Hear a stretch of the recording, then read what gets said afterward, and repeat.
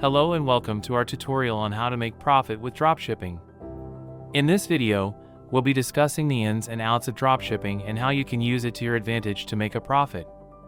First, let's define what dropshipping is.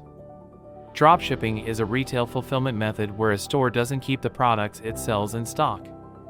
Instead, when a store sells a product, it purchases the item from a third party and has it shipped directly to the customer. As a result, the merchant never sees or handles the product. Now that we have a basic understanding of dropshipping, let's talk about how you can make a profit with it. One of the biggest advantages of dropshipping is that it allows you to test out new product ideas without incurring the upfront costs of stocking inventory. This means you can try out different products and see which ones are popular with your customers before making a larger investment. Another way to make a profit with dropshipping is to focus on niche products.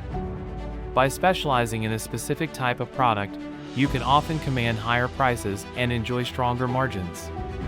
It's also important to carefully choose your suppliers and ensure that they are reliable and offer competitive prices. This will help you to keep your own costs low and maximize your profits. Another tip is to focus on building a strong brand and creating a positive customer experience.